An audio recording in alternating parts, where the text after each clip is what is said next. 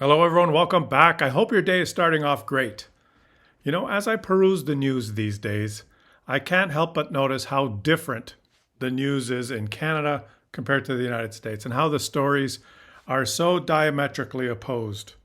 It seems like Canada and the United States are on divergent paths. Let me go through some of the stories, the recent stories here, and show you what I mean. With respect to the United States economy, an article here in Yahoo Finance states Trump's tariffs are pummeling top automakers. The hit is 11.7 billion and climbing. And this article goes on to explain that all the automakers are experiencing increased costs, whether they produce in the United States or whether they produce in Canada or Mexico and Japan. Even Tesla, which is the only company that produces totally in the United States the cars that they sell there, are experiencing higher costs for parts and batteries, which they import. Reported on CNN, restaurants are under threat as costs skyrocket and consumers cut back. In the first half of 2025, U.S. restaurants and bars saw one of the weakest 6-month periods of sales growth in the past decade. And I can tell you that one part of this is the fact that there's a lot less tourists in the United States, and tourists tend to go out and eat in restaurants. Another article from CNN Business News, Trump tariffs kick in at highest rates since the Great Depression. And this isn't just exaggeration. Let me show you the data. Here's a graph of the effective tariff rate that the United States is imposing on imports, and it dates back to the 1900s. Here's the Roaring 20s here. Tariffs were low during the Roaring 20s. And then in the 1930s, one of the responses to the Great Depression by the United States was to raise tariffs to, on this chart, up to a 20% effective rate. And this policy was a disaster. And it's been studied by many, many economists, and it's taught in business schools as one of the factors that made the Great Depression even worse. But that's a topic for another video. There's lots of information that can be discussed about that. But you can see the effective tariff rate has been steadily declining over the decades as the world has moved into more of a free trading market. And now Mr. Trump, with a stroke of a pen, has moved that effective tariff rate up even higher than it was during the Great Depression, here at around 25%. How do American companies and consumers feel about paying about a 25% tax on everything that they buy from other countries? Meanwhile, partly in response to some of these reports, Donald Trump warned that ending the tariffs now would trigger a Great Depression. He's just flipped the facts into a bizarro, backwards, imaginary world. He stated that a court ruling against the levies now would make it very difficult for the U.S. economy to recover. Now, I guess he said this because he's a moron. And although that is fun to say, in all seriousness, he probably doesn't say these things because he's a moron. He says these things because he knows that there's millions of Americans that are morons that will believe him. He has an agenda, and I don't think that anyone really understands exactly what it is. The latest news that Americans are reading, and remember, Americans do not read news about Canada that much. A lot of the stuff that we consume in our news and the videos that I do, and a lot of our media focuses on this trade war that we're having with the United States. But the average American citizen, many of them have no idea and no interest at all in the US-Canada relationship or what's going on. This is some of the news that they are consuming, those that really don't follow economic news. Trump deploys National Guard in D.C., even as data shows the crime rate at a 30-year low. The U.S. president also announced he's federalized the local police. Why is Donald Trump deploying the National Guard in Washington? There's been nothing on the news about any type of crisis in Washington. What's the reason that he's doing this? Is he just doing it to see if he can? Is he preparing for something? Is he practicing for something? What are his plans in the future? And this is what we really don't know what the specifics are. But it's very, very scary. This is the type of thing that an authoritarian does. In this CBC article, they quote statistics that the crime rate in DC has actually been dropping for a number of years and is at a relative low right now, even though Trump claims that crime is out of control and he has to deploy the National Guard in DC. Which is strange because you just have to peruse some other articles about US news and you can read about real crime Reported on CNN, Friday's attack on CDC officers was targeted and deliberate. Reported on the Financial Express, another mass shooting in U.S., 6 people injured in Baltimore. What we know so far. Reported in The Guardian, 2 people killed and 6 wounded in mass shooting at LA warehouse party. Oh, that's a Democratic state. Don't worry, reported in The Guardian as well, in a Republican state, 4 killed in Montana bar shooting, in the U.S.'s 9th mass murder of 2025. Now, what's interesting is different media outlets in the United States have different definitions of what constitutes a mass murder. And for this particular outlet, I guess they say this is the 9th mass murder in the U.S. Different media outlets set the bar at different levels because if only 1 or 2 or 3 people are killed, that's not really a mass murder. There's only been 9 mass murders in the United States. Well, I decided to have a look at all the statistics. And here on Wikipedia, they keep a chart that tracks all murders in the United States. So we can just go and check this and see whether it's true. There's only been 9 mass murders in the United States. And they keep a running total here. The last entry is August 7th, 8th.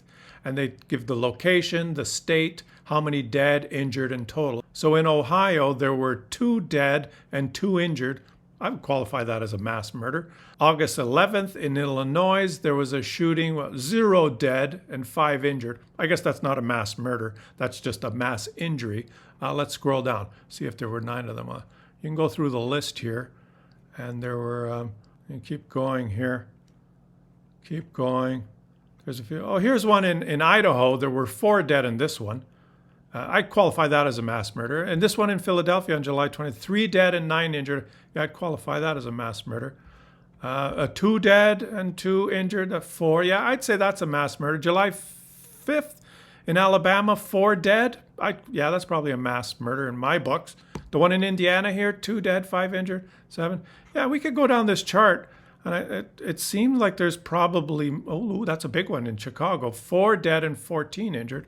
That was July 2nd, not too long ago. How long is this chart? You can scroll down here.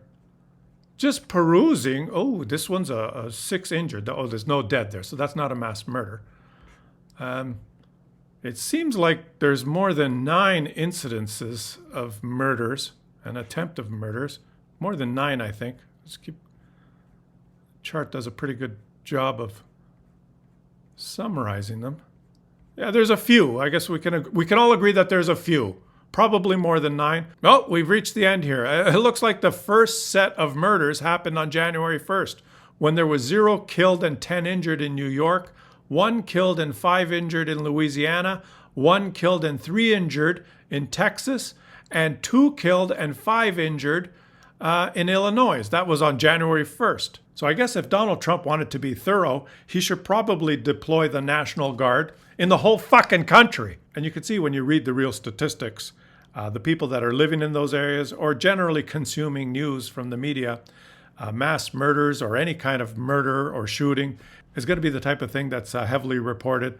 That's the kind of news that Americans are exposed to. And you can make up your own mind what's the motivation and what's the plan, what's the reason for Donald Trump deploying the National Guard in D.C. I'd be interested in hearing your opinions down in the comment section. If you peruse the Canadian news, there's not a lot of stories about politics and economics now. We are in the summer. There's a bit of a lull here as people are taking vacations. But there is one story in Canada that caught my eye. Winnipegger's $300 fine for throwing things at Canada Goose is a rare case, but a good reminder, lawyer says. Reported on CBC News here, a Winnipeg woman has been fined $300 for throwing things at a Canada Goose that got in her way as she tried to get into her friend's apartment building. The birds are protected by federal law, which makes harassing them an offense. In the United States, a country that's only had 9 mass murders so far, as defined by The Guardian, the president is deploying the National Guard to protect the capital.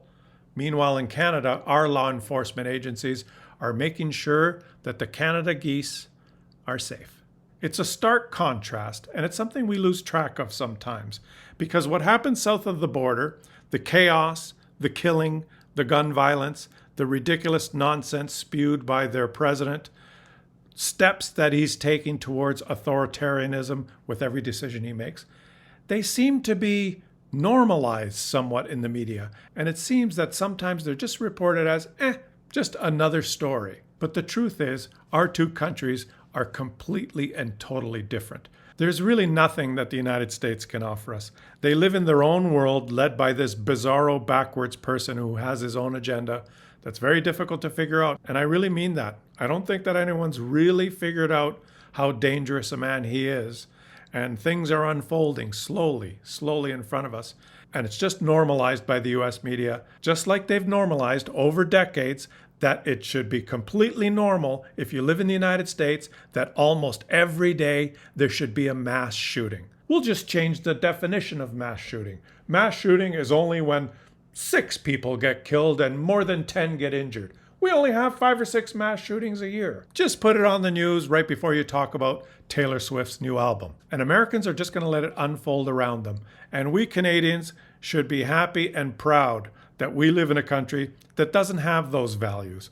In the meantime, to all you proud and patriotic Canadians who know how fantastic our country really is, just enjoy the rest of your summer. We're in a little bit of a lull of news right now, which is a good thing. We can't keep it up 24/7 every single day.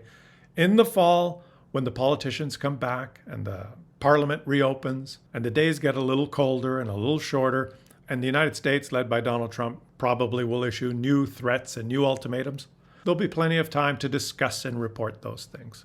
So I'm just wishing you all a fantastic rest of your day, a fantastic rest of your summer. Thanks for sharing all these beautiful pictures that I keep finding on the I Choose Canada group that I set up. I'll leave the link in the video description. Subscribe to the channel if you're enjoying the content. Leave some comments in the comments section. Let me know what you think is different about Canada and the United States. We're completely different countries, and I'm interested in reading your comments this time. I will catch you all on the next one.